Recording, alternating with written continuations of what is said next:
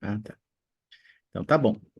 Bem, meus amigos, nossa aula hoje nós vamos estudar as lições 16 e 17 e elas vão falar sobre a bênção da ressurreição e as bênçãos do arrependimento, tá bom? Vamos começar falando um pouquinho sobre as bênçãos da ressurreição e gostaria aqui de compartilhar uma declaração com vocês sobre isso. Deixa eu ver aqui. Opa, agora sim. Amon, você pode ler para nós essa declaração?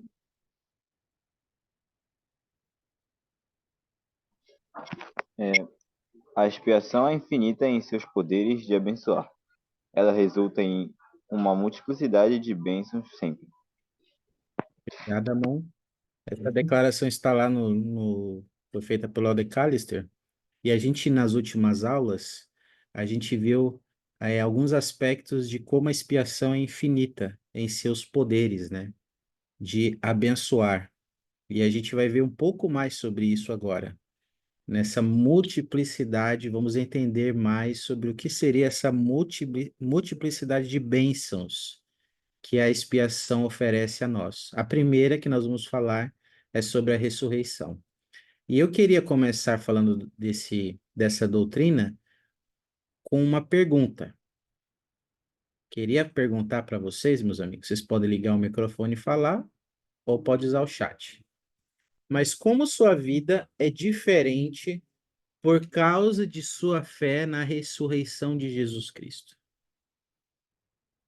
Pense um pouquinho sobre isso. Como sua vida é diferente por causa de sua fé na ressurreição de Jesus Cristo?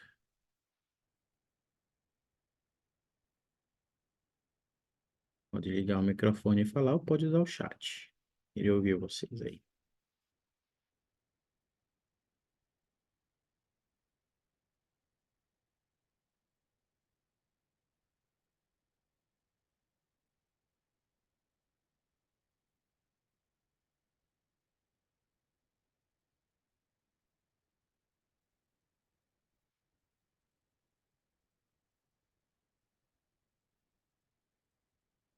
Começa você, Alessandra, aí. E aí era falar. Eu pensei que uma das coisas que me motiva que é a esperança. Então, ahn, eu sei de coisas pelas quais eu posso esperar, certas bênçãos aqui ou na vida futura. E também eu sei quem esperar. E Jesus Cristo, né? E eu já tive uma experiência com o capítulo 17 que fala sobre o arrependimento. Eu uma vez, e eu tava pensando nisso hoje, pensando aqui na aula, que eu ia contar depois, mas vou contar lá. Vamos É, lá, então. havia uma noite que eu não conseguia dormir. Eu acho que eu já contei isso em alguma aula, não sei. E eu comecei a orar para o Senhor me ajudar a dormir, o que eu poderia fazer para poder dormir.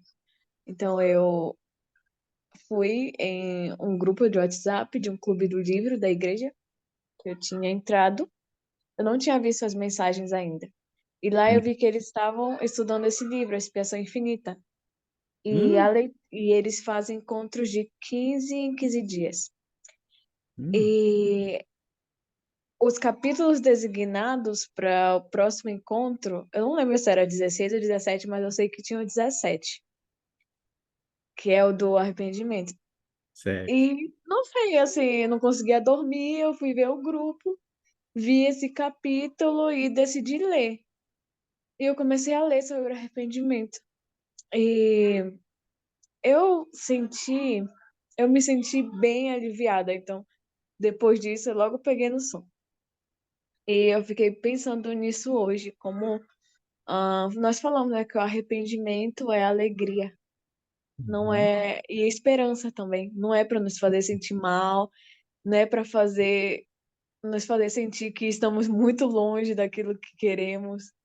É para nos dar mesmo alegria, para nos fazer ter uma alegria mais, como que diz, mais profunda, posso dizer. E nisso, pensando em tudo isso hoje, eu também lembrei de um discurso, creio que é do presidente Nelson, mas outros já falaram, que Jesus Cristo, quando ele estava lá passando por todo o processo da expiação no Jardim do Getsemane na cruz, ele sentiu alegria, porque ele nos viu.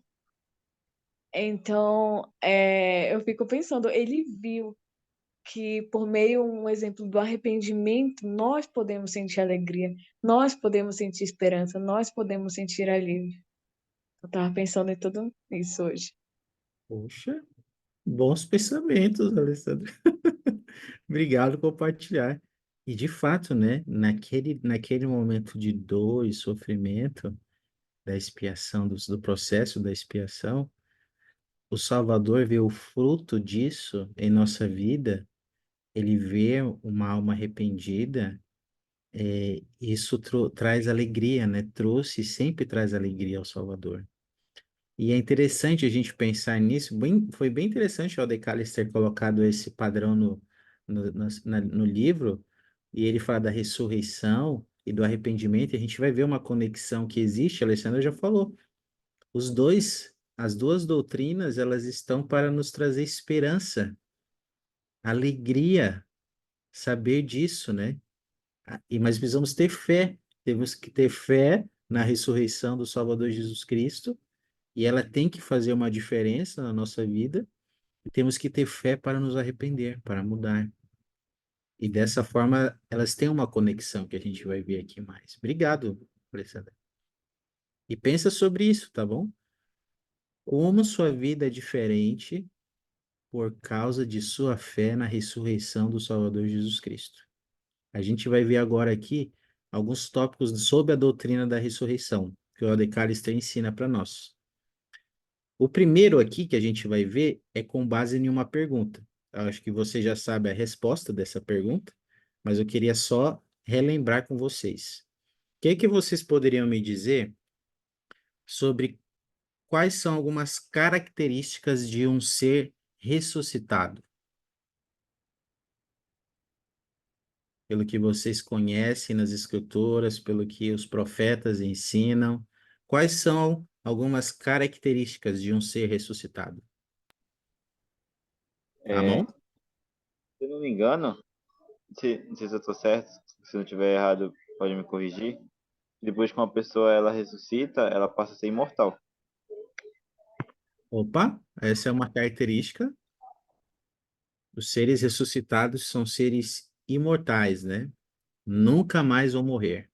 Vão ter um corpo perfeito, né? De carne e ossos. Obrigado, amor. O que mais? Qual outra característica que vocês se recordam de um ser ressuscitado? Um corpo perfeito. Defina perfeito, Alessandra. Conte-nos mais sobre como seria essa perfeição do corpo. Ai, perfeitinho. Todos os fios de cabelo vão estar lá. Não vai haver carecas, nada disso. E até mesmo como deficiências que existem nesse mundo, né? Às vezes, ou não tem uma perna, um braço, todas essas coisas vão ser, se diz, restauradas, mas depois que as pessoas forem ressuscitadas, elas terão todas essas coisas perfeitinhas. E essa ressurreição é a união do corpo e da alma. Isso, do corpo com o nosso espírito, né? E como essa é uma esperança do Sardinha, né? Que a Alessandra falou, o Sardinha que dá aula aqui no Instituto, que não vai ter carecas, né? Até o fio do cabelo vai ser restaurado, né? A sua perfeita estrutura. Só Não uma vai. pergunta, Oi, desculpa. pois não. Pois não. Eu falei algo, só que eu acho que eu confundi. A, a alma, ela é a união do corpo e do espírito? Exatamente. Ah, Exato. perfeito. Eu tinha falado alma com corpo, mas na verdade a alma é a união do corpo e espírito. Tudo bem. Isso.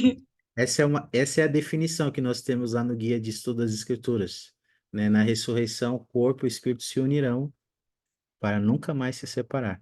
E assim é a união, é a junção disso é a nossa alma, a alma imortal do homem. Obrigado, Alessandra, pela pergunta. Você perguntou e respondeu isso aí.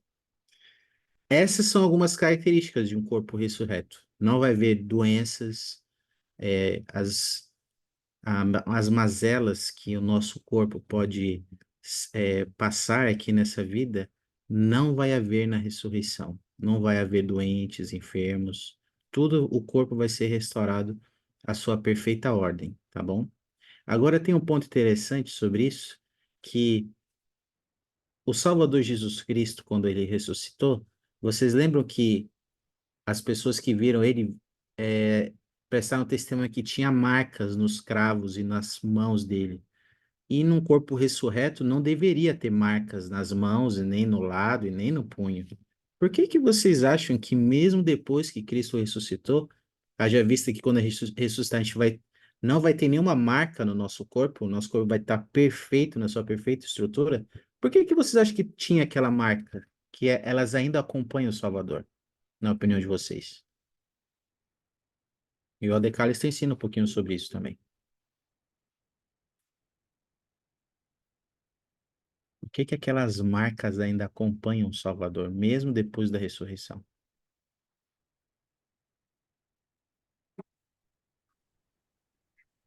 E as pessoas precisavam testemunhar, né? Hum, Precisariam ver. opa, olha só. Isso tem um propósito bem importante, né? Deixa Uhum. eu compartilhar aqui. É isso mesmo, Andréia. Olha que o Aldecaro está ensina, inclusive, você pode ler para nós? Posso. Todos que morrerem. Dá para ouvir? Sim, dá para ouvir. Todos que morrerem, tal como Cristo, terão um corpo que será restaurado na sua própria e perfeita estrutura. Joseph Field Smith deixou claro que as marcas dos cravos nas mãos e nos pés de Cristo são apenas temporárias, atuando como uma manifestação especial para que alguns grupos selecionados, para alguns grupos selecionados. Quando ele aparecer aos judeus em seus momentos de aflição, eles vão olhar para ele e ele dirá: Estas são as feridas com que fui ferido na casa de meus amigos. Eu sou aquele que foi levantado. Eu sou Jesus que foi crucificado. Quando todos forem julgados aparentemente, a razão para suas feridas terá fim. O que podemos aprender aí, Andréia? Chamou sua atenção. Eu achei bem interessante quando ele fala que terá fim, né, das marcas que estão nas mãos, né, e nos pés dele, quando todos nós fomos julgados. E eu não sabia disso, né? E quando eu li, eu fiquei assim, caramba, que legal. Só terá fim nesse momento. Exato. E essas marcas existem lá para que elas possam ser uma testemunha, é uma forma de Uhum. testemunha também para grupos selecionados, né? Que são os judeus, alguns da casa de Israel, como lembra quando o Salvador Jesus Cristo apareceu aos nefitas? E ele pediu, ó, aproximai-vos de mim e metei as mãos no meu lado e apalpai-me, vede, eu sou Jesus Cristo que foi crucificado. Então ali aquele povo da casa de Israel também pôde ser uma testemunha, pôde ver por meio disso o Salvador Jesus Cristo, né, e adquirir seu testemunho, tá? E é E interessante. pode falar, Posso desculpa. falar? É Pode. interessante que você comentou sobre que ele foi, né, aos discípulos, que se ele não tivesse as marcas, eles iam pensar que não era Jesus Cristo, né? Então era necessário que ele tivesse essas marcas para que ele soubesse que realmente era ele, né? Que foi crucificado. Foi mais uma testemunha, né? As marcas estavam. Uhum. Interessante isso, obrigado. E essas marcas, elas vão sumir depois que nós somos julgados. E aí elas não precisarão mais existir. Aí sim, todos saberão que Jesus é o Cristo e serão julgados por suas obras, tá bom? Uma outra questão que eu queria perguntar para vocês, na verdade, eu não vou perguntar, eu vou compartilhar uma questão aqui interessante sobre a ressurreição que o Alde Callister ensina para nós. Vimos aí um pouco sobre as marcas de Cristo e ele fala sobre uma característica do nosso corpo na ressurreição. Jaqueline, pode ler para nós? Um corpo ressuscitado é composto de carne e ossos e espírito, mas não sangue. Os profetas testificaram que o sangue, o elemento mortal que por fim traz a morte, um dia será substituído por uma substância espiritual que fluirá em nossas veias. John Taylor escreveu: quando a ressurreição e a exaltação do homem forem consumadas, embora mais puro, refinado e glorioso, ele ainda será a mesma imagem e terá a mesma semelhança, sem variação ou alteração em qualquer de suas partes ou faculdades, exceto a substituição do espírito em lugar do sangue. Hum, qual é a outra mudança que o nosso corpo vai sofrer aí na ressurreição?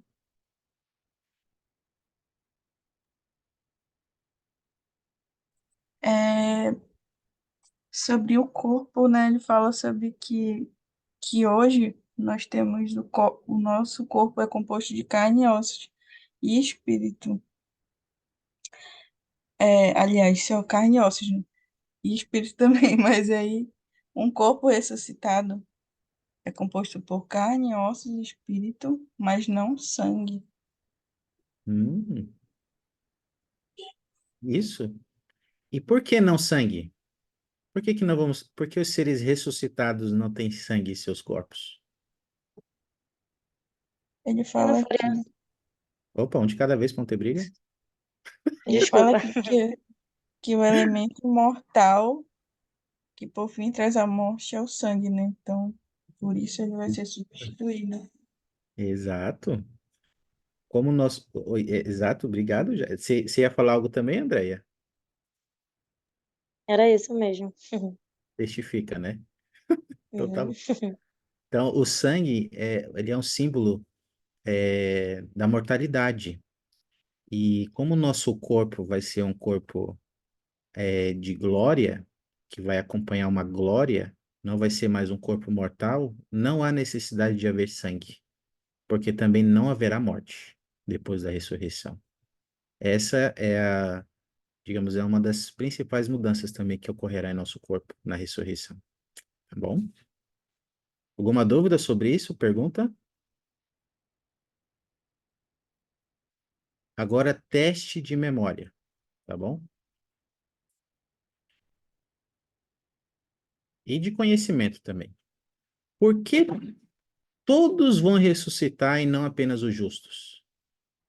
De acordo com o que a gente aprende nas Escrituras, com os ensinamentos dos profetas, de acordo com o que o A.D. Callister ensinou, por que todos vão ressuscitar e não apenas os justos?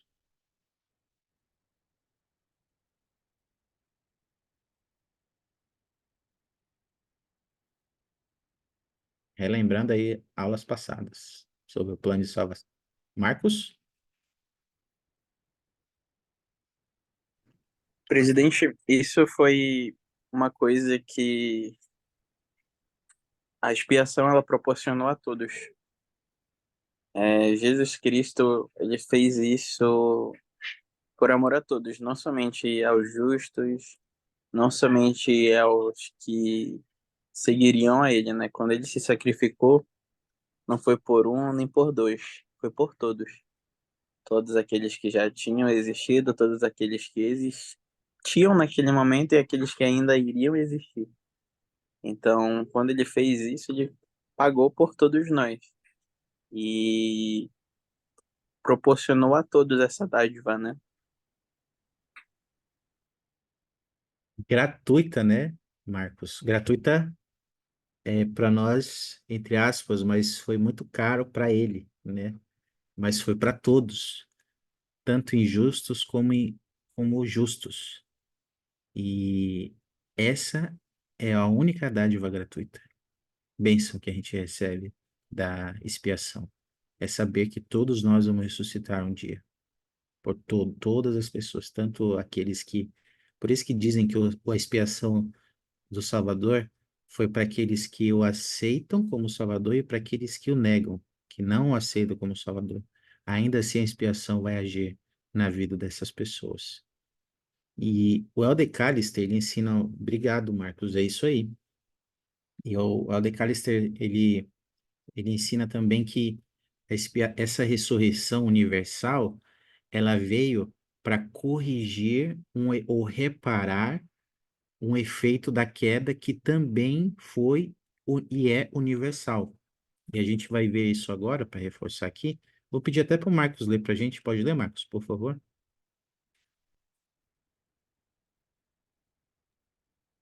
Adão trouxe a morte física ao mundo por meio de sua transgressão, e assim transmitiu as sementes da morte para todas as criaturas vivas, sem nenhuma ação da parte delas.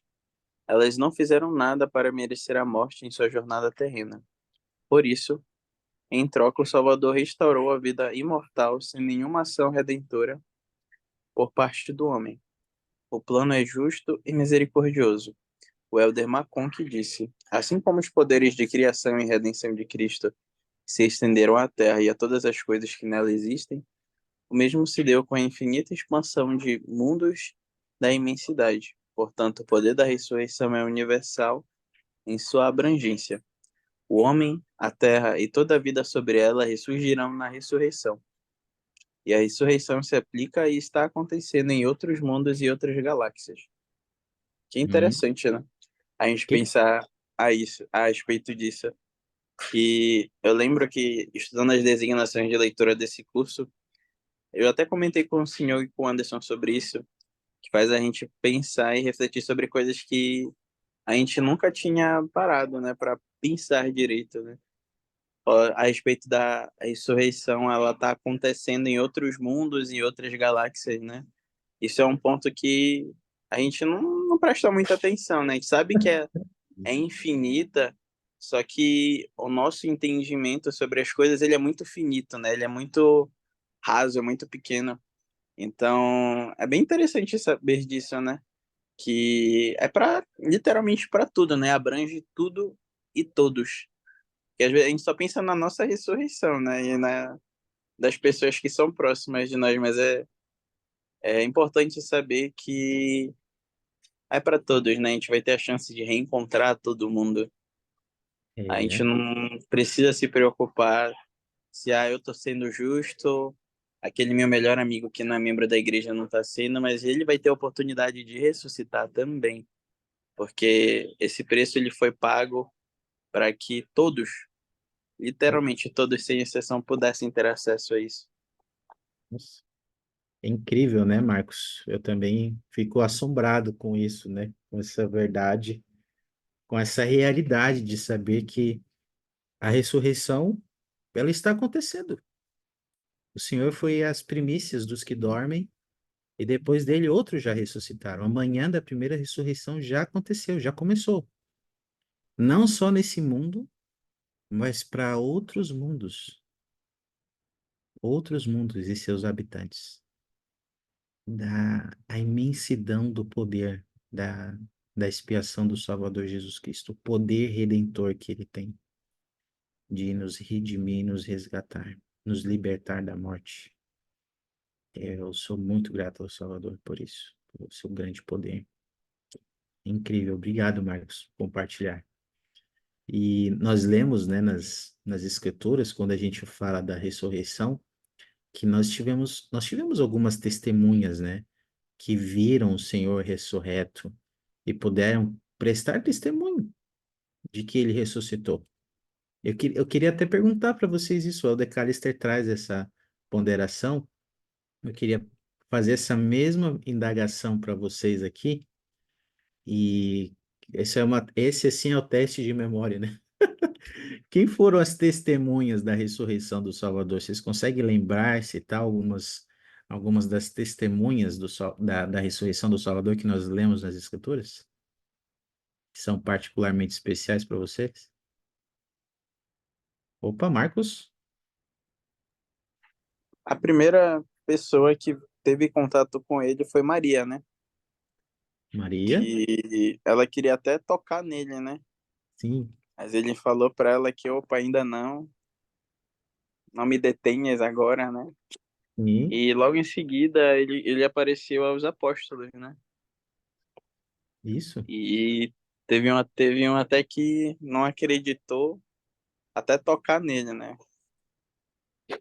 E é bem interessante essa experiência, porque um apóstolo, né, um seguidor dele, vendo ele ali presencialmente, duvidou, né? Aí, quanto mais nós que não tivemos a oportunidade de ver, temos uma grande chance de duvidar também. Então, isso faz com que fortaleça ainda mais a nossa fé, né? Que ele fala, né, sobre isso nas Escrituras, né? Bem-aventurados aqueles que não viram, né, e É. creram. Então, a gente tem uma oportunidade muito grande em nossas mãos, que a gente não teve aquela chance de estar com ele, de presenciar, imagine, presenciar ele, um ser ressuscitado, cheio de glória, né? E como eles estiveram ali naquele momento. Com toda certeza foi um testemunho único que eles adquiriram ali, né? E a gente precisa lutar e labutar para ter um testemunho justamente por conta disso. Mas isso que torna a nossa experiência ainda mais interessante, né? A nossa jornada, mesmo sendo desafiadora, é uma jornada de muito aprendizado, porque Sim. eles precisaram ver para crer. A gente não, né? A gente é o inverso. A gente não viu e crê. Crê. A gente acaba criando essas experiências através da fé, né? Sim. E o Salvador, e olha o que o Salvador pensa sobre isso, né? Mais bem-aventurado, né?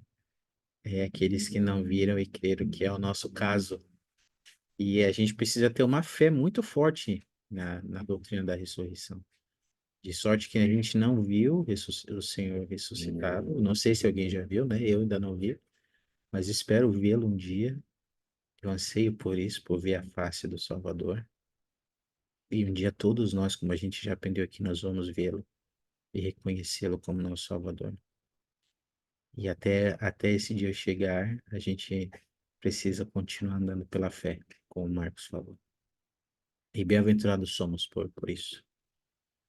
E ele citou, né, Maria, os discípulos. Acabamos de falar que aqui nas Américas, quando ele apareceu para a multidão, estava reunida no templo, e temos muitas testemunhas da sua ressurreição.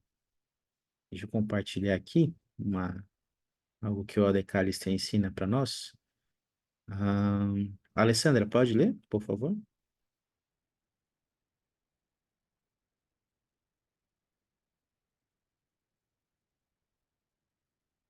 Alessandra, não escuta, câmbio? A Alessandra está ponderando na ressurreição. Quem foi que... Ah, Como é ela voltou da ponderação. Desculpa atrapalhar a ponderação. tranquilo? Ok. O Senhor ressuscitado apareceu na serenidade do jardim, na poeirenta estrada para Emaús, no aposento fechado em que os apóstolos se reuniram e nos arredores do templo em abundância. Com o passar do tempo, as testemunhas continuam a aumentar. Joseph Smith, Oliver Cowdery, Sidney Rigdon, Lorenzo Snow e, sem dúvida, uma multidão de pessoas espiritualmente humildes, cujo testemunho foi registrado nos diários do céu, para um dia ser revelado aos homens da carne, como vigorosos lembretes de que ele vive. Por fim, na hora designada, o Salvador ressuscitado visitará todos os reinos dos quais é o Criador. As testemunhas sinceras e dignas de crédito de todas as eras acrescentarão seu testemunho ao do mensageiro angélico que proclamou: já ressuscitou. E da mesma forma, um dia essas palavras históricas serão proferidas para cada um de nós. Que chama a tua atenção aí, Alessandra, sobre essas testemunhas da ressurreição do Salvador?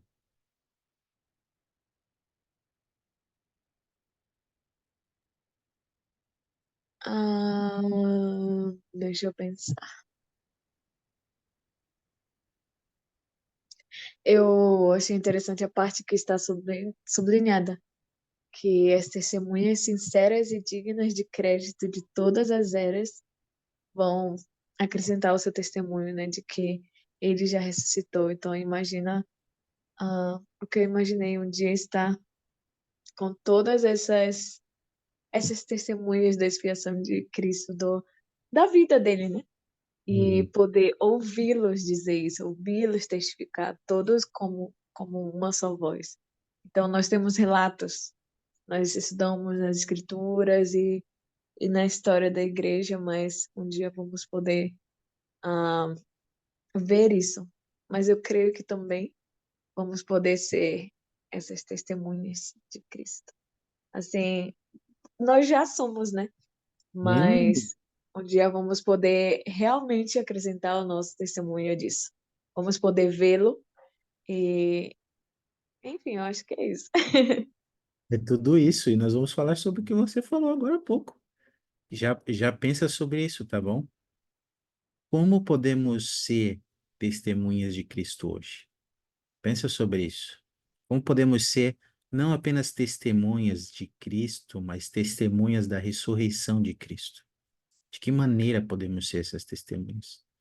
E é interessante pensar sobre isso, porque aqui, ó, ele deu exemplos de testemunhas cujo testemunho está registrado nas Escrituras. Mas também tem muitas discípulos, ó, espiritualmente humildes, cujo testemunho está registrado apenas no céu. Já pensou sobre isso?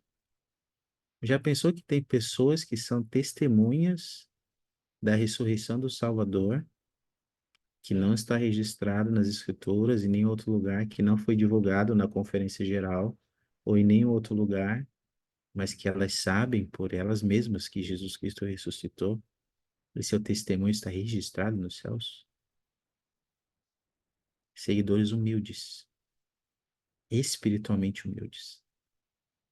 Agora pergunta para nós aqui, que foi algo até que a Alessandra comentou.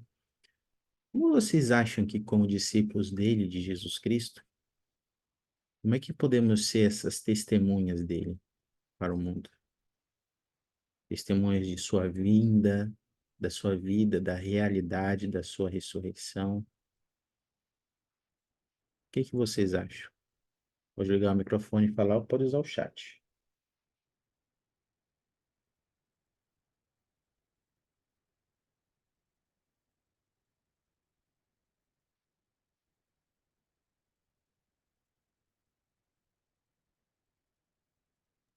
Pode repetir a pergunta, por favor? Posso? Como podemos, na opinião de vocês, como podemos ser testemunhas da realidade da vida e da ressurreição do Salvador Jesus Cristo?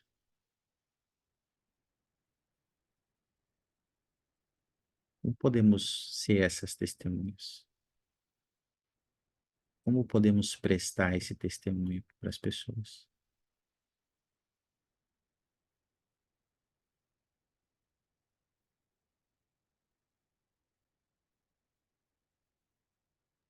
Presidente, Uhum. eu acredito que o melhor testemunho que a gente presta é através do nosso exemplo. Uhum. Quando nós vivemos aquilo que nós testificamos, que nós falamos, essa é uma melhor maneira de nós propagarmos alguma coisa. As pessoas elas conseguem ver uma diferença em nós. No meu trabalho, eu lido com o público direto. Às vezes isso é muito bom, mas às vezes isso também é estressante.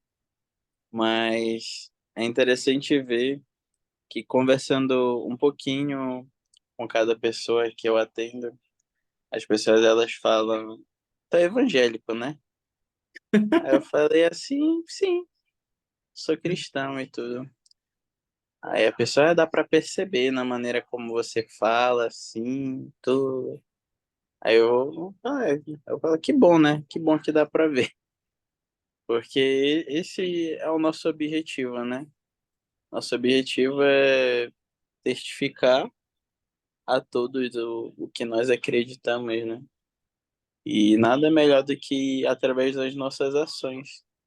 Porque eu lembro de uma frase que uma líder da escola dominical falava muito quando eu fazia parte da UR, e ela costumava falar bastante que as palavras elas até convencem, mas o exemplo ele arrasta, né? Então, o nosso exemplo ele vai prestar um testemunho muito melhor do que as melhores palavras que a gente possa pensar. Excelente, Marcos. Gostei muito disso.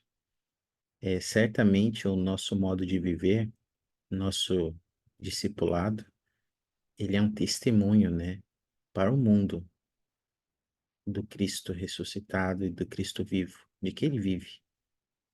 Que nós servimos a um Deus vivo e verdadeiro. E a nossa vida tem que transparecer isso de uma forma ardente, de uma forma bem simples e clara para as pessoas ao nosso redor. Isso que esse exemplo do Marcos falou no trabalho dele, ele tem muito a ver com aquele sermão que o Salvador deu, o Sermão da Montanha, e ele disse que a gente tem que ser a luz para o mundo, que a gente tem que ser o sal da terra, a gente tem que dar sabor na vida das pessoas. Essa é uma maneira de sermos uma testemunha do Salvador Jesus Cristo. E para sermos essa luz, esse sal da terra e para dar sabor na vida das pessoas, a gente precisa constantemente passar por um processo que é uma bênção, que a Alessandra já até compartilhou aqui, que é a bênção do arrependimento diário. E isso deve ser algo maravilhoso. Deve ser um processo alegre.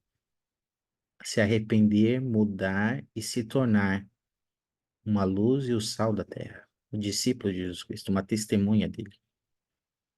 E tem uma declaração aqui do presidente McKay, que o Alec Callister compartilhou conosco, eu queria trazer aqui para nós, para a gente falar sobre a bênção do arrependimento. Amon, você poderia ler, por favor? Posso sim. O presidente David O. McKay declarou: todos os princípios e ordenanças do Evangelho de Jesus Cristo são significativos e importantes, mas não há nenhum que seja mais essencial à salvação da família humana do que o princípio divino e eternamente operante do arrependimento. Sem ele, ninguém pode ser salvo. Sem ele, ninguém pode sequer progredir. Por quê?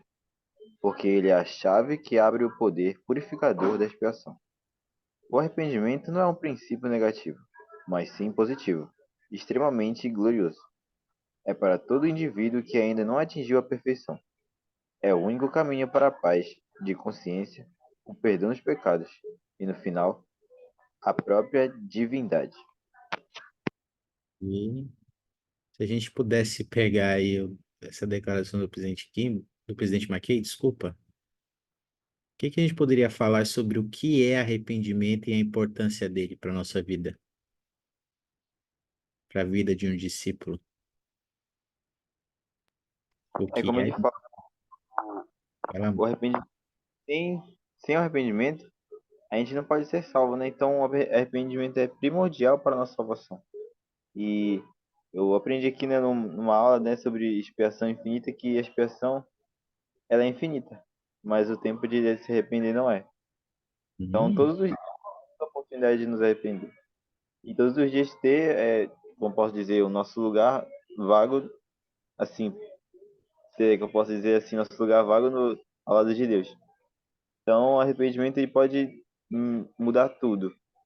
Só depende de nós, da nossa vontade de realmente largar o pecado, largar aquele erro. muito bom, obrigado, amor. Como você falou, né? A gente é por meio desse poder que a gente é purificado, que a gente recebe perdão dos pecados. E a gente não tem a eternidade para se arrepender. O tempo, as bênçãos da expiação, elas são infinitas. O tempo para se arrepender, não.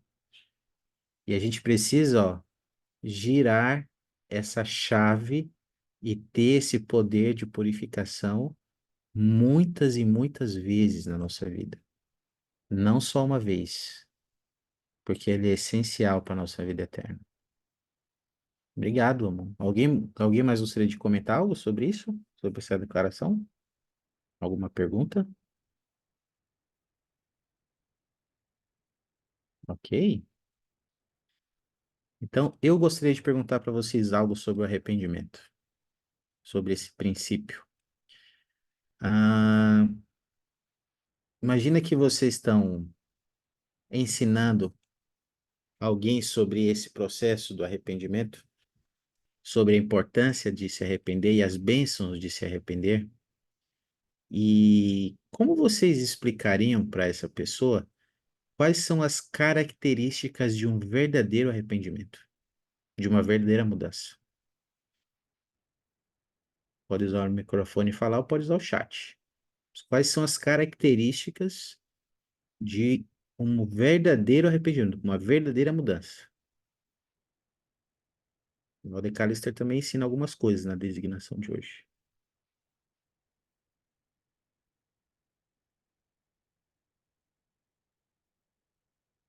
A per-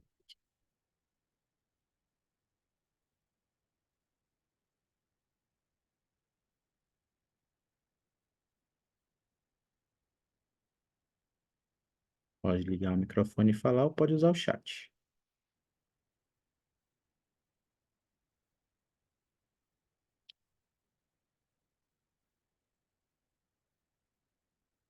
Eu tenho uma pergunta em cima Hum, da pergunta. ai, agora eu gostei.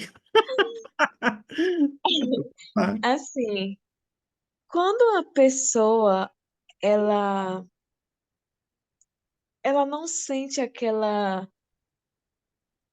tristeza assim, hum, ela sabe que o que ela fez foi errado, ela quer se arrepender, até busca fazer as coisas que tem que fazer, ou seja, se tiver que conversar com o bispo, coisas assim. Mas ela não sente aquela tristeza, aquela depressão de ter errado.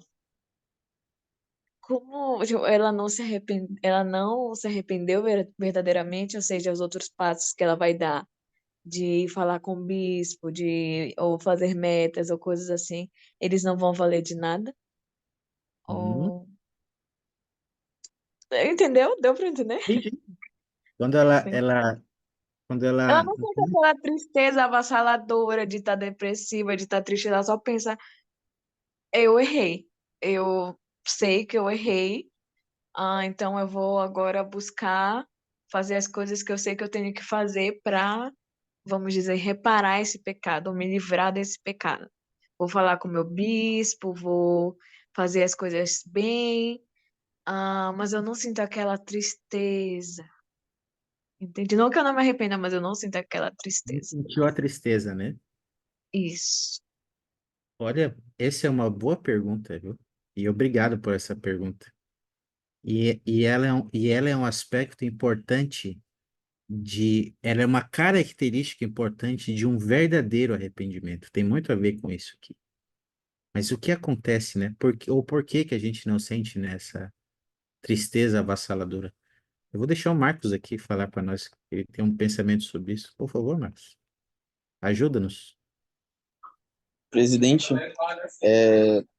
teve um momento da minha vida que eu me interessei muito por ler O Milagre do Perdão. Que eu, Hum, eu vi o pessoal falar bastante disso, tipo, a minha família.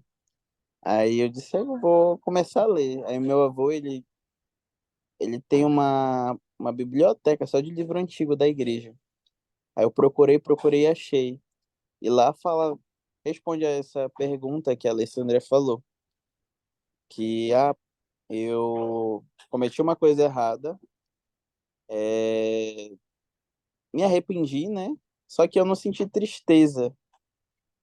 E lá ele fala um pouco sobre isso, porque chega um momento de quando você comete um pecado repetidas vezes que você já nem enxerga aquilo mais como um pecado. Você já o inimigo já acalentou tanto a tua consciência que tu comete aquilo e aquilo já para ti já passa a ser uma coisa normal, já não é mais ruim.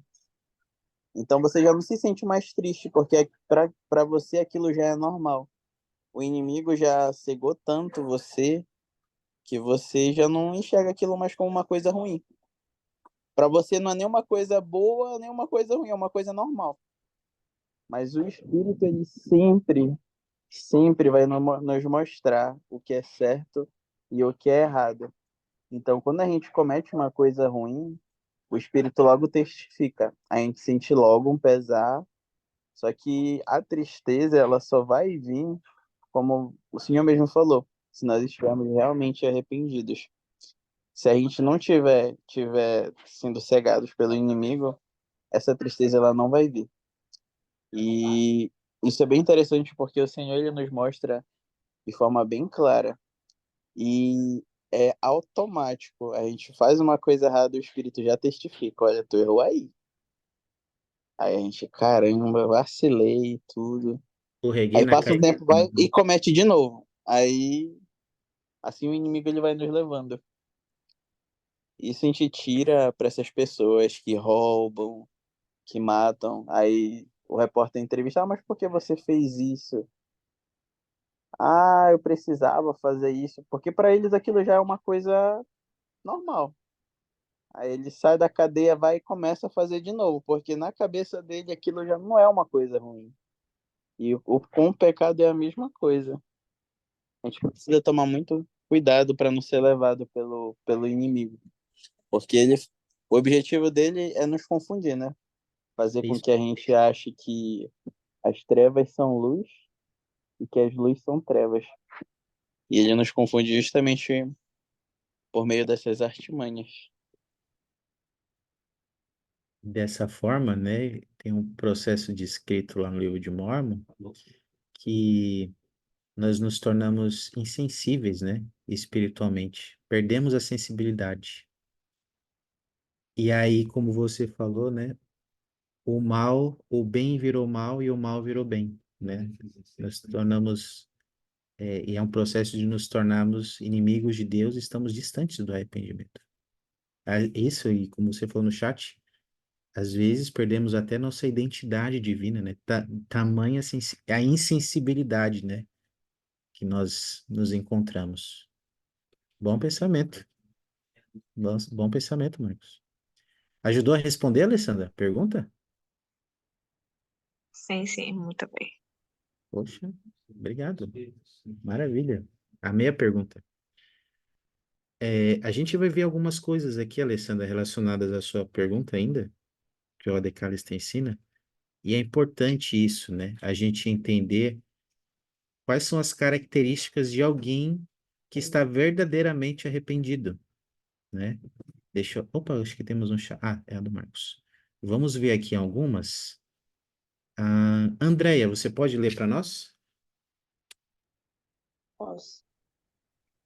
Meus irmãos e irmãs, há muitos entre nós cuja aflição e sofrimento são desnecessariamente prolongados, porque não completaram seu arrependimento, confessando seus pecados. Porque o Senhor exige uma confissão. É tão difícil, talvez porque esse ato, a mais do que todos os outros, nos faz ajoelhar-nos na mais profunda humildade. Hum. Qual é a característica, então, aqui que a gente pode aprender, Andréia, de um verdadeiro arrependimento?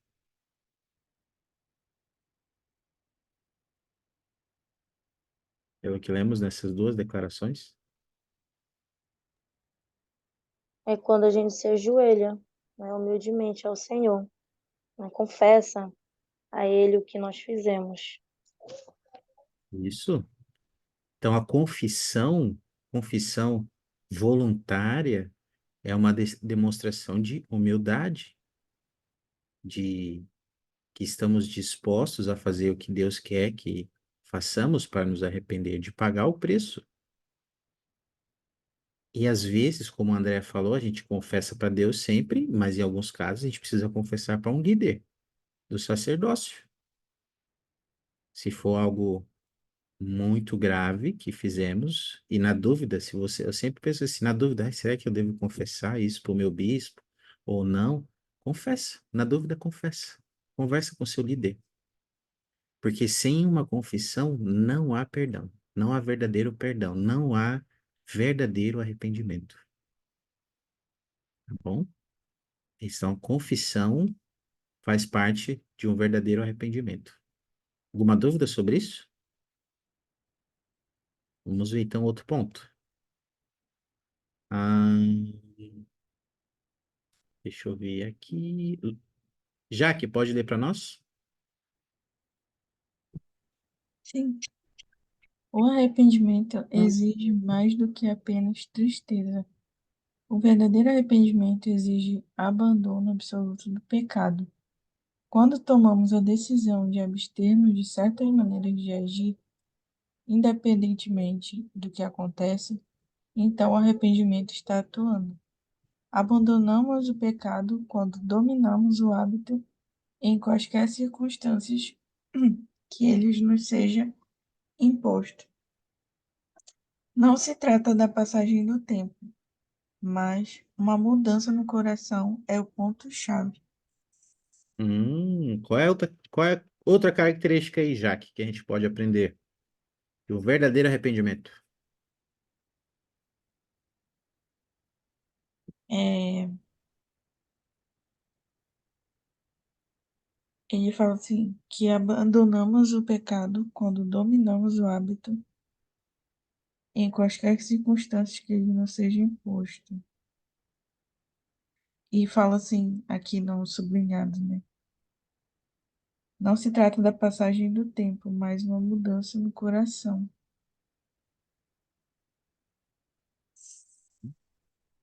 Pode comentar. É realmente isso, né? É, é entender que está errado, né? Procurar uma mudança, realmente. E quando a gente entende que está errado e o Senhor e o Espírito Santo confirma no nosso coração que é um ato errado, a gente entende que deve mudar. Então é aí que está a humildade, né? Como falou antes, como a gente comentou antes. Precisa haver essa humildade de entender que estamos errados, entender que a gente precisa dessa mudança, e a mudança ela acontece no coração, como ele diz aqui, né? Isso. Muito bom, Jaque. Ah, Andréia, obrigado, Jaque. Muito bom. Andréia, você quer comentar algo? Eu achei interessante quando eu estava lendo que tem os 6, 7 passos, né? Tô nem lembrando mais, faz tempo que eu servi missão. E não adianta, né, a gente seguir esses passos, mas se a gente não tiver, né, exercido nossa fé para essa mudança de coração, não vai acontecer esse arrependimento. Então é muito importante essa mudança de coração, né? Essa mudança de coração é realmente a gente praticar, né, com as nossas atitudes, de não mais fazer. Então não adianta seguir os outros passos, né? Confessar e tudo mais, se não houver essa mudança, que é importante. Isso. E não tem como mudar, né, Andréia, se não houver, como ele falou ali, é uma exigência de um verdadeiro arrependimento que você abandone um abandono absoluto do pecado. Não posso ficar, eu não posso fazer algo errado e depois de um mês vai lá e faz de novo, depois de 2 meses. Não, quando eu persisto numa prática de quebrar um mandamento ou uma lei de Deus, não tem como ter verdadeiro arrependimento, não tem como ter essa mudança de coração. Por isso que tem que ter, como ele fala ali, um abandono absoluto do pecado. Esse é uma característica importante. Então, às vezes não conseguimos essa mudança porque não abandonamos o pecado. Continuamos a fazer uma vez ou outra, e aí uma vez ou outra, e depois de novo, e depois de novo. Mesmo às vezes confessando, a gente faz de novo. E aí não tem como haver mudança no coração. Obrigado. Olha essa outra característica. Vamos ver aqui mais uma. Ah, Marcos, pode ler para nós? Posso sim. A restituição vem de muitas maneiras. Pode envolver a devolução de dinheiro, um pedido de desculpas, orações oferecidas em benefício da parte lesada, a compensação por anos de serviço perdido por meio de esforço redobrado, ou a compensação do negativismo com ações e palavras positivas. O espírito do arrependimento exige uma restauração de tudo o que for possível, tudo que estiver a nosso alcance. Qual é a outra característica aí, Marcos? A Aprendendo. restituição, E o que seria isso, Marcos? dependendo do que foi cometido, né, tentar restaurar o que tiver ao seu alcance, né? Se foi uma coisa roubada, devolver. Se for um objeto quebrado, consertar ou dar um novo, né? Essa parte da restituição aí é bem interessante, que na designação de leitura ele cita um exemplo, né, de verdadeiro arrependimento, que foi do povo lamanita, né? Quando eles tiveram contato com o evangelho, realmente quiseram abandonar aquelas práticas que eles souberam que eram erradas. Eles sabiam que não tinham como eles restituírem, né? Porque eles haviam tirado a vida de muitos inocentes. E sabendo disso, eles quiseram restituir de uma outra maneira, né? Tipo, eles estavam dispostos a ser escravos, né? A praticar a restituição com atos de serviço. E eles estavam dispostos a fazer tudo, tudo que estava ao alcance deles. E isso é um grande exemplo para nós, que às vezes a gente comete alguma coisa ou machuca alguém com palavras e a gente não está disposto nem a ceder e fazer um pedido de desculpa, né? E às vezes a gente pode estar até errado, mas ou às vezes a gente pode estar até certo, mas para poder manter a amizade, a gente precisa estar disposto a ceder às vezes, né? Isso. Porque o Salvador, ele foi um grande exemplo disso. Mesmo não estando errado, ele cedeu em, por um propósito maior, né?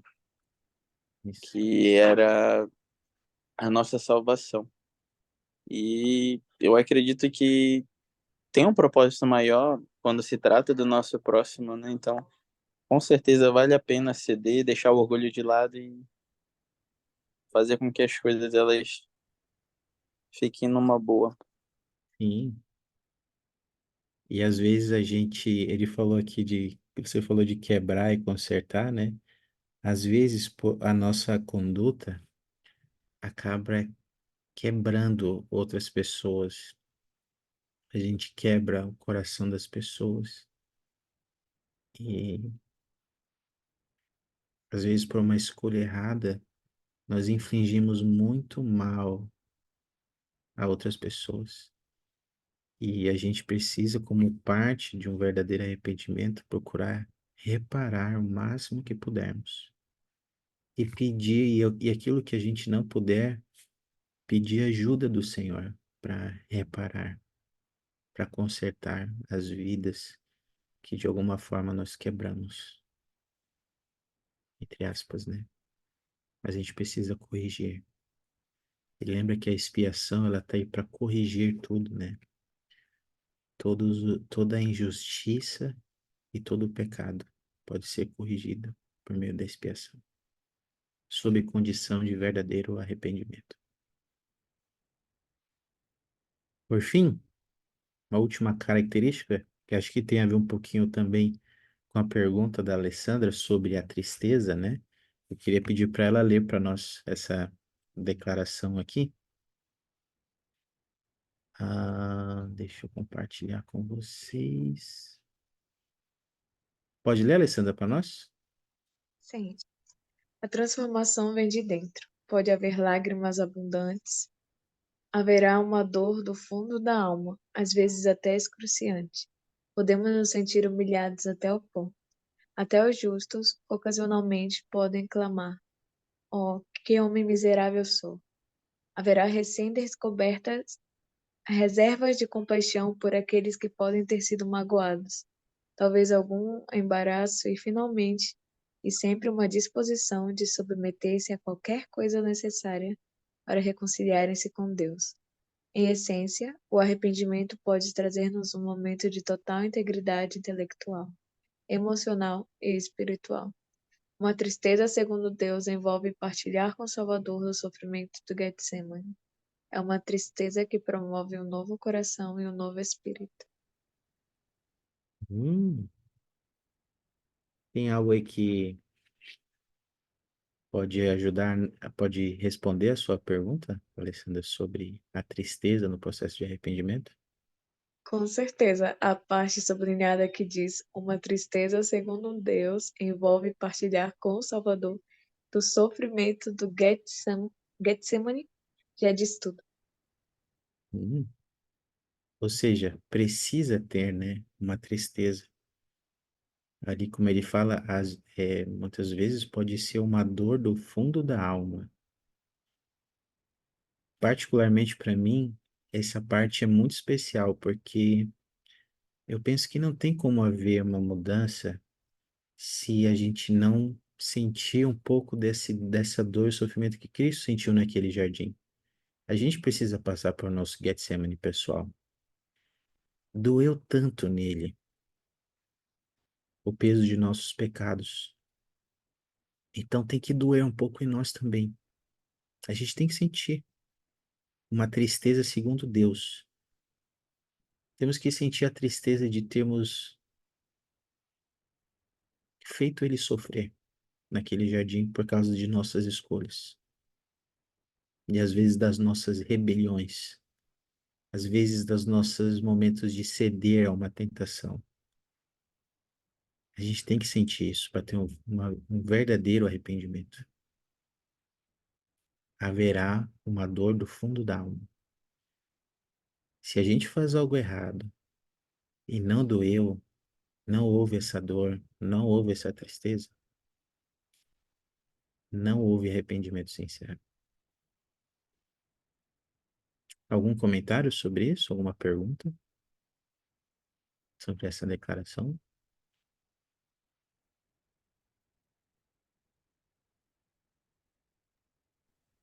Eu lembrei da designação do vencedor nessa semana, que falou sobre o discurso do rei Benjamin, né? Sim. E aí, quando ele termina o discurso, o povo realmente se põe, né, prostrado, e eles realmente se arrependem. E eles falam, né, que eles realmente se arrependeram e que eles acreditam, né, em tudo que ele disse. Realmente houve essa tristeza. Eles reconheceram, né? Eles estavam errados. Eles falam até que eles puderam se ver.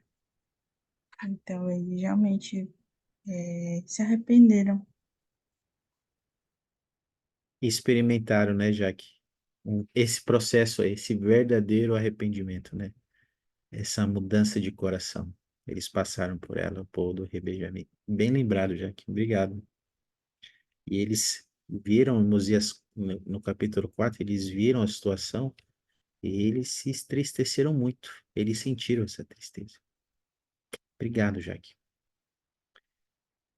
Ao estudarmos ou relembrarmos essas características do verdadeiro arrependimento, eu queria perguntar para vocês, meus amigos, já que a gente viu essas características e vimos a importância do arrependimento, quais são, na opinião de vocês, os principais obstáculos que às vezes nós enfrentamos, que às vezes nos impedem de ter esse verdadeiro arrependimento? Que obstáculos às vezes a gente enfrenta para se arrepender de verdade, na opinião de vocês? Andréia? Como eu vi lá, né, estudando, fala que muitas das vezes quem impede é o ego, né? da pessoa. E às vezes querer também, né, racionalizar, né, em querer justificar. Ah, eu fiz isso porque por causa disso, né? Ou porque, sei lá, põe um monte de desculpa. Então essas pequenas, a gente sabe que tá errado, mas a gente mesmo assim quer justificar, né? Então essas coisas que nos impedem. Às vezes é o nosso ego, é a racionalização.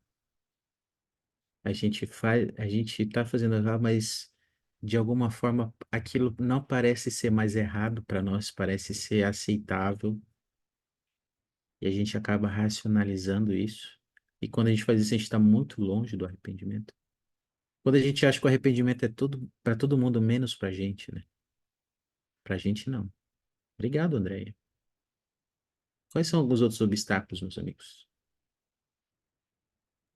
Não confiar nos líderes para confessar. A gente estava na aula de clássico das conferências, terça-feira agora, Uhum. e estávamos falando de um discurso que falava sobre pureza, lei da castidade, e alguém perguntou, alguma pergunta mais ou menos assim, se eu não confio no líder, como que eu vou, como diz, arrumar as coisas? Como que eu vou me arrepender? Então, o irmão aconselhou: se você não confia no bispo, vai e fale com o presidente da estaca. Não fale com os conselheiros, né? Porque os conselheiros iriam E falar, se reportar ao bispo, né? Vamos dizer, o bispo, ele é essa figura, o juiz em Israel para ajudar, para julgar esse tipo de coisa. Então, ele falou: não confia no bispo, vai com o presidente da estaca, mas busque se arrepender. é verdade, Alessandra, também muito bem comentado, né? Às vezes a gente não confia no nosso líder de alguma forma, e alguns pecados a gente precisa confessar para os líderes, né? Como a gente viu aqui, e isso pode ser um obstáculo. Então, como a Alessandra disse, a gente precisa confiar nos nossos líderes.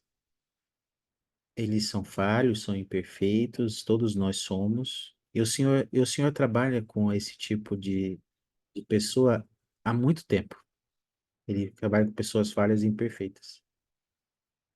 E a gente precisa entender que o nosso bispo está lá para nos ajudar nisso. Ele tem as chaves, né? Para que as bênçãos da expiação sejam derramadas sobre nós. Mas se de alguma forma você tem alguma dificuldade com o seu bispo, procure o seu presidente de estaca. São os dois homens, os dois juízes que você tem na área e na estaca para te ajudar com essas questões. Mas só se for motivo muito forte para você não falar com o bispo. Mas caso contrário, a ideia é que se fale com o bispo. Se não, com o presidente da estaca. Alessandra? Eu não sei quanto isso tem a ver, eu tava pensando aqui, mas eu conheci uma pessoa que estava numa situação. Ele é missionário retornado e tudo. Eu não sei bem a história, eu sei que ele tinha uma namorada da igreja, eu sei que ela é um pouco mais velha que ele tem uns 25 anos. Uhum, E acabou que eles quebraram a lei da castidade. E creio uhum, que eles terminaram, se afastaram por causa disso. Só que ele me disse que eles não confessaram. E hum, ele me disse assim: eu não quero confessar. Eu sei que tem mais coisas dessa história do que eu sei até agora. Ele disse: é um amor proibido, que eu não entendo por quê também. Mas ele não queria confessar, ele não quer confessar ainda, ele ainda não confessou.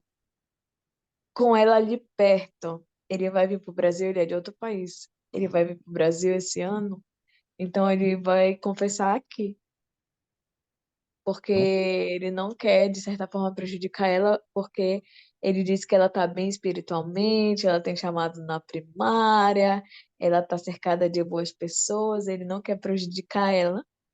Por isso ele não se arrependeu e provavelmente ela também não buscou isso. Só que por outro lado, ele me disse que ele ama ela. Ela é o amor da vida dele e por isso ele não se arrepende de ter feito isso. Então, eu já vi que é muito mais do que, não quero prejudicar outra pessoa, né?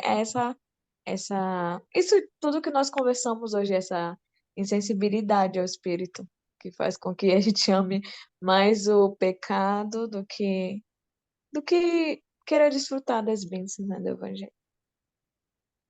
E deixa eu aproveitar e compartilhar com vocês sobre isso, meus amigos. Toda vez que alguém confessa algo para você, isso é muito. Você tem uma responsabilidade depois que alguém fala algo para você. A gente não deve guardar segredo de pecados dos outros. Eu já passei por experiências assim antes de estar em algum cargo de liderança, que alguém veio e falou comigo algo de errado. Eu senti muito. Eu falei, nossa, eu sinto muito por isso. Eu incentivei a pessoa a procurar o seu líder, mas eu falei assim, olha, isso é muito sério. Era um amigo meu. Isso é muito sério. Você precisa conversar com o bispo sobre isso. Aí ele falou, não, eu não tenho coragem, eu não consigo. Ele não estava com vergonha. Eu falei, bem, eu vou te dar até domingo para você falar com o bispo. Se você não falar, eu vou falar. Ele falou, nossa, mas eu confiei em você. Eu falei, desculpa, mas eu não posso guardar isso para mim. Você precisa falar com o bispo.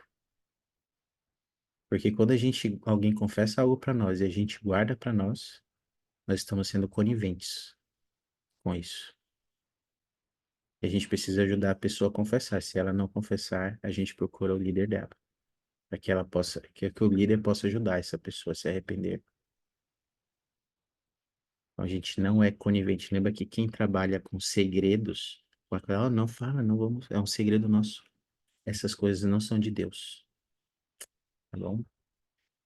E obrigado por compartilhar, Alessandra. E é exatamente isso, meus amigos. É a questão de nos tornarmos insensíveis. Quando a gente não reconhece que fez algo errado, também isso é um obstáculo. Às vezes a gente tem uma prática e a gente acha que está certo, que não tem problema. Quando você não reconhece o seu erro, você não conhece que está errado, você está muito longe do arrependimento. E ainda existem aqueles que não têm vontade de se arrepender, não têm desejo nenhum de se arrepender. O desejo de mudar, ele conta muito. O desejo é uma motivação forte para a mudança. E às vezes existem aqueles que não desejam se arrepender. Meus amigos, meu convite para nós hoje. Pensa sobre isso. Pensa sobre como temos aproveitado a bênção do arrependimento em nossa vida. Lembra que o arrependimento tem que ser algo feliz, algo alegre. Mudar deve ser algo alegre, porque nós estamos mudando pelo Salvador Jesus Cristo, nós estamos nos tornando semelhantes a Ele. Então, meu convite para nós hoje é que a gente possa pensar sobre como temos recebido, aceitado e sentido a bênção do arrependimento em nossa vida. E que de fato o arrependimento seja uma bênção, seja um processo de paz, de consciência e de alegria. Então, queria prestar meu testemunho para vocês, de que eu sei que por meio da expiação de Jesus Cristo, todos os nossos pecados um dia podem ser limpos, podem ser perdoados. Por meio da expiação de Jesus Cristo, a nossa rebelião pode cessar e a gente pode se tornar novas criaturas. Por meio da expiação de Jesus Cristo, a gente pode enterrar nossas armas de guerra, como os antinefilitas, e ter uma vida nova. Por meio da expiação de Jesus Cristo, nós podemos ter um coração novo, uma verdadeira mudança de coração. E eu oro para que a gente possa sentir esse poder em nossa vida, todos os dias. Todos os dias seja um dia de arrependimento e de mudança, e de uma vida nova em Cristo. E eu testifico dessas verdades, e obrigado por vocês estarem aqui, pela participação de vocês. E eu deixo esse testemunho em nome de Jesus Cristo. Amém.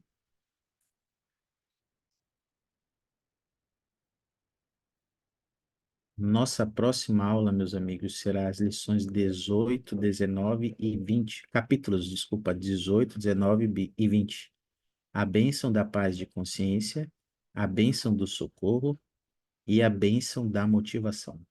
tá bom? Então, vamos encerrar aqui com uma oração. Ahn, Jaque, pode fazer para nós? Assim, querido Pai Celestial, nós te agradecemos por esse dia, te agradecemos por essa aula, te pedimos que o teu Espírito continue conosco, que nós realmente venhamos ter essa. Jaque, Amon, Andréia, Alessandra.